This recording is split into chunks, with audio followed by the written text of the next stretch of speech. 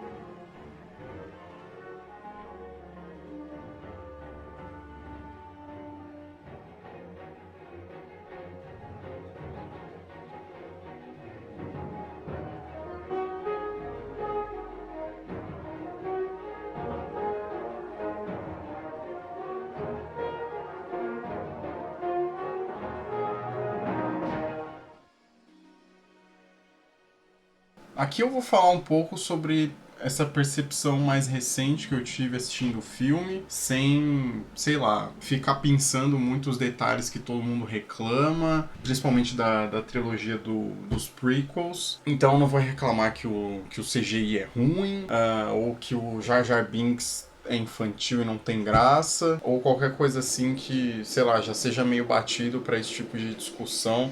Eu tô aqui pra apontar dele e falar que o filme como filme é ruim ou qualquer coisa do tipo. Aliás, na real, o tempo ele deu um novo frescor, né, pra essa trilogia do episódio 1, 2 e 3, no sentido das pessoas acabarem admitindo que elas gostam, né. Ah, e vai ter spoiler, tá? De todos os filmes, possivelmente. Eu vou focar no Ameaça Fantasma, porque foi o que eu revi recentemente, mas é bem provável que eu fale de todos os filmes em algum momento. Logo no letreiro inicial, a gente tem um resumo bem rapidinho de como está o contexto da galáxia, um pouco antes do filme começar. E isso rola em todos os filmes, né? A gente sempre tem esse quase que apresentação de como as coisas estão. Para Ameaça Fantasma, o que está acontecendo é o seguinte: por conta do aumento de imposto na rota comercial da galáxia, as coisas estão esquentando. Essa época em Star Wars, na época do episódio 1, 2 e 3, o sistema político é uma república capitalista burguesa. Existe o Senado, que tem seus representantes de cada causa, grupo ou partido, que acaba decidindo os rumos socioeconômicos da galáxia, priorizando muito mais, lógico, né, a parte econômica do que o bem-estar social. Parece familiar? Um pouco? Talvez, né? E aí o seguinte, o letreiro ele não dá muitos detalhes, mas a partir dessas poucas informações, assim, a gente consegue entender algumas coisas. A gente não sabe por que foi aumentado o imposto das rotas comerciais, e além desse aumento, a gente fica sabendo da existência de um grupo chamado Federação Mercantil. Eu não sei se é assim que é oficialmente chamado, e na moral não me importo. Na legenda da versão que eu baixei tava assim, e foda. Mas aí imaginando um pouco, porque a gente não tem muitos detalhes, muitas informações, além do que é passado no filme, é um grupo que fica de olho nas operações econômicas da galáxia, né? Isso na prática. A única informação que a gente tem dada sobre a Federação Mercantil no próprio letreiro, antes do filme começar, é que é um grupo ganancioso. E por conta disso, eles resolvem, na surdina, interceptar qualquer movimentação econômica de um planeta lá no cu da galáxia chamado Naboo. A Federação Mercantil estabelece um cerco em volta do planeta onde ninguém sai e ninguém entra. Sejam para fins econômicos ou qualquer coisa assim, para a Federação Mercantil poder se beneficiar dessa imposição nova de impostos do Senado. Aí sou eu interpretando, né? Enfim. Então a Federação Mercantil não vai só participar ativamente do procedimento econômico legal do ponto de vista do Senado, né, instituído pela República, vão pagar imposto normal nas rotas que eles fazem, vão participar de transações para fortalecer o grupo dentro do Senado, porque a Federação Mercantil tem uma participação dentro do Senado, como também vão dar uma extorquida em Nabu. Toda venda, compra de qualquer coisa que seja, envolvendo Nabu, envolvendo trazer recursos para o planeta ou exportar qualquer coisa, vai ter que passar pela Federação Mercantil. Isso é legal? Não. Senão o letreiro não estaria denunciando isso como se fosse uma bosta, né? Mas o pulo do gato, e aí tá, né, a manobra da Federação Mercantil, é que eles fizeram tudo isso longe dos olhos do Senado. Em um momento do filme, os nossos personagens principais, eles vão parar em Tatooine, alegando que é o planeta mais próximo ali de Naboo, onde as leis da República não funcionam. Tatooine é comandado por milícias, basicamente.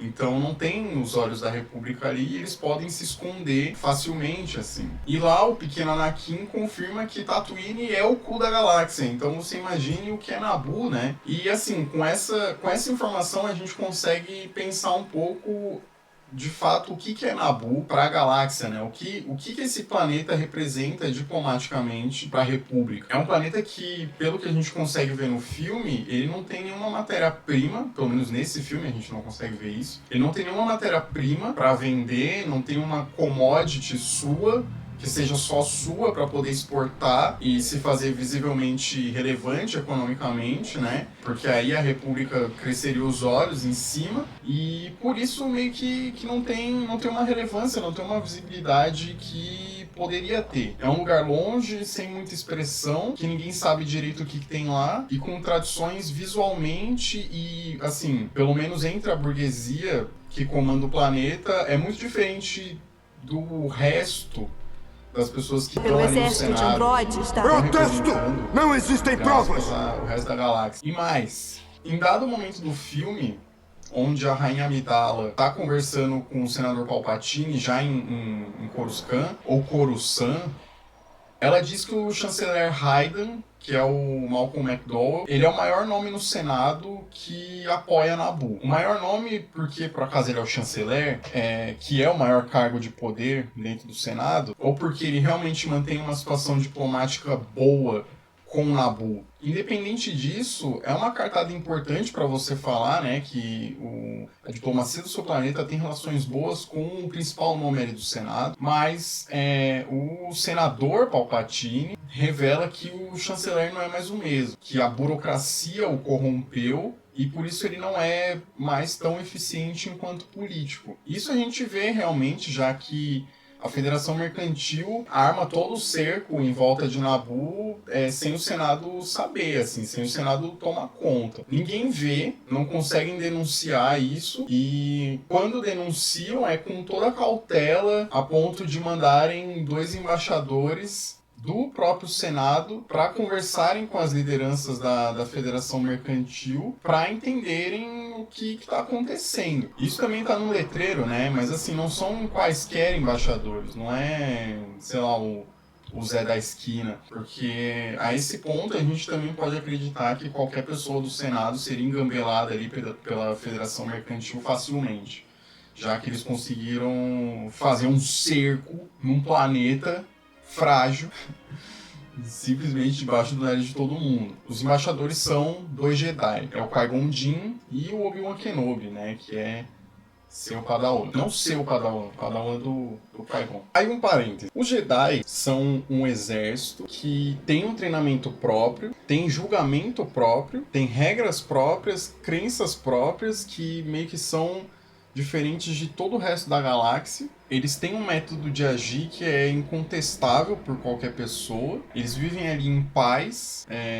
numas de me deixa aqui no meu canto e a gente não vai causar nada, tá tudo certo. Se armando, crescendo cada vez mais, mas a brisa deles, de acordo com eles mesmos, são os Sith, que basicamente são a antítese dos Jedi. Os Jedi servem a luz, né, e os Sith a escuridão. Mas no momento em que a ameaça fantasma acontece, os Sith estão extintos, acreditam os Jedi. Então, que serventia eles têm? Assim, em algum momento, eles decidiram que poderiam se aliar ao Senado para ajudar no que fosse preciso. No primeiro filme não tem uma cadeira Jedi no Senado, mas as conexões existem. Tipo, eles estão a par de tudo que está acontecendo e tal, a ponto de escolherem 2 Jedi, né, a ponto do Senado escolher 2 Jedi para ir servir de embaixador e negociar com a Federação Mercantil. Isso porque os Jedi são tidos como figuras sábias, mediadoras, capazes de resolver qualquer conflito. É só chamar que eles estão lá, independente da figura política à frente do Senado e tudo mais. E aí eu fico pensando o motivo disso, isso me veio na cabeça enquanto eu estava assistindo.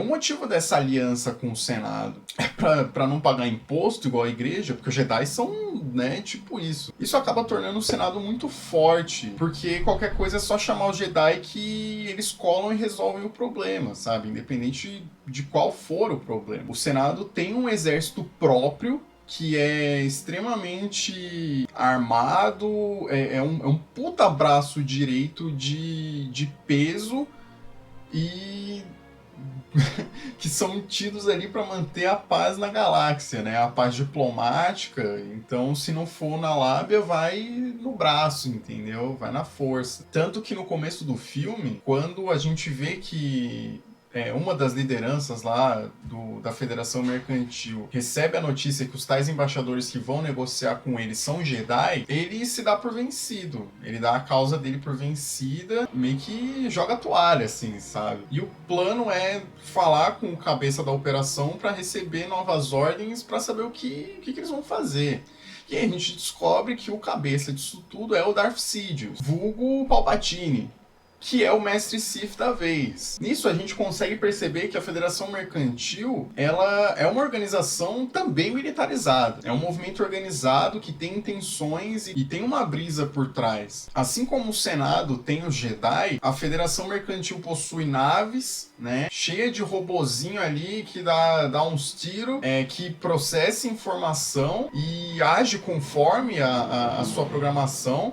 Lógico que assim, a gente vê a facilidade que os próprios Jedi e qualquer outra pessoa, não qualquer outra pessoa, mas que os próprios Jedi têm no filme de derrotar esses robôs, de passar por eles e tal, mas a gente não vê os robôs por si só, por exemplo, sendo sobrepujados por qualquer humano que seja.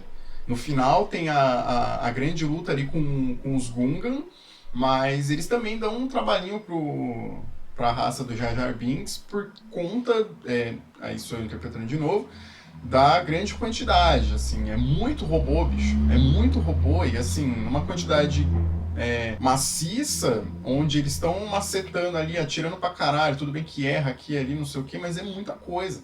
É muita coisa. Eles são programados para cumprir uma função X e que vão cumprir essa função. E ainda assim, é uma militarização financiada pelo Darth Sidious, né? Pelo Palpatine. O cara é senador, desvia uma verba aqui e ali, e ele confirma no momento do filme que existe corrupção no Senado, falando que o próprio chanceler Hayden também está enfraquecido por conta de denúncias de corrupção. Agora eu não lembro se é o Hayden ou se é um outro político, mas ele confirma que existe corrupção dentro do Senado, então é por aí, sabe? O cara desvia a verba, coloca dinheiro na produção de droid, na compra de nave para carregar esses droids, na programação deles, porque precisa estar programado também. Isso tudo não acontece do nada, não acontece assim, sabe? E ainda tem tempo para treinar discípulo novo, né? Isso tudo debaixo do nariz do Senado. E lembrando que no próximo filme, né, no Ataque dos Clones, o filme já meio que começa com o Obi-Wan indo fazer uma investigação porque descobriram que está tendo um processo de clonagem em massa ali de um indivíduo, sabe-se lá para quê. Então, existe essa intenção de fazer coisas por baixo dos panos para cumprir determinadas funções e atingir um objetivo ainda maior. E ainda por cima, no momento que os líderes da Federação Mercantil vão falar com Darth Sidious, a gente descobre o verdadeiro motivo daquilo tudo, de ter aquilo, que é meter o golpe em Naboo. A orientação assim que os Jedi chegam, é matar eles e dropar as forças militares em Naboo, para forçar um tratado que oficializa a passada de bastão de um governo para o outro. Forçar como? Né? Ou a Rainha Amidala assina o tratado que oficializa, né, que institucionaliza essa passada de bastão, falando, ó, eu vou me retirar aqui do cargo e quem vai assumir o governo de Naboo vai ser o vice-rei aqui, não sei o nome dele, da Federação Mercantil. E aí passando isso pro Senado e tal, e palminhas, beleza, tudo certo. Ou ela faz isso, ou a Federação Mercantil militarizada vai acabar com a população do planeta, vai foder tudo. Aí, 2 pontos. A gente mal conhece o planeta. Na trilogia antiga, até onde eu consigo me lembrar, esse planeta nunca foi nem mencionado. E durante o filme inteiro a gente acaba não conhecendo muito bem o planeta. A Rainha Amidala, ela fala várias vezes que seu povo está sofrendo, mas a gente não vê esse povo. Os únicos habitantes de Naboo que a gente vê e conhece são os Gungan, fora a burguesia governante. E os Gungan têm outro estilo de vida. É completamente diferente dos humanos, né, de Naboo. E eles próprios rejeitam esse governo burguês que comanda.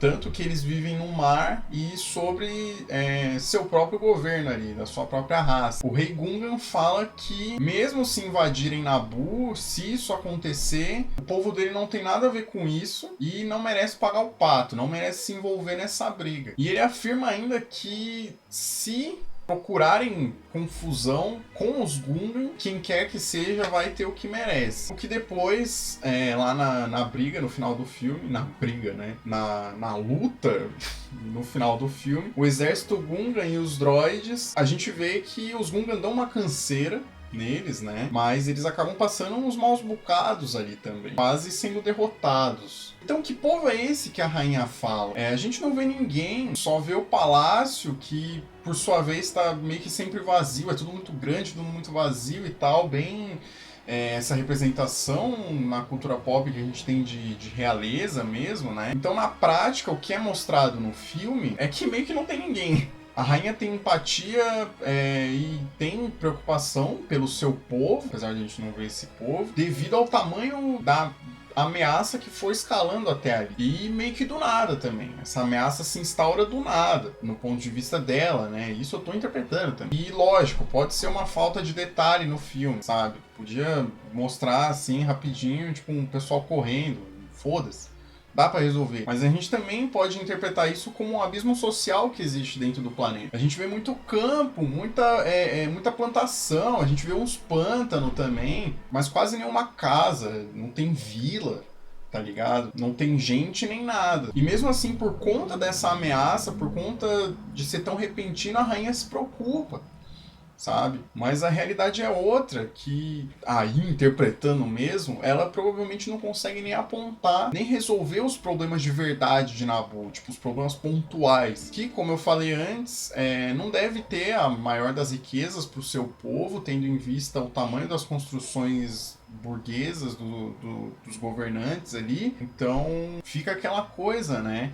Antes tudo igual, com a suposta população na merda, mais o governo burguês tranquilo, do que um golpe de Estado tirando tudo que o governo burguês conseguiu construir até ali, né?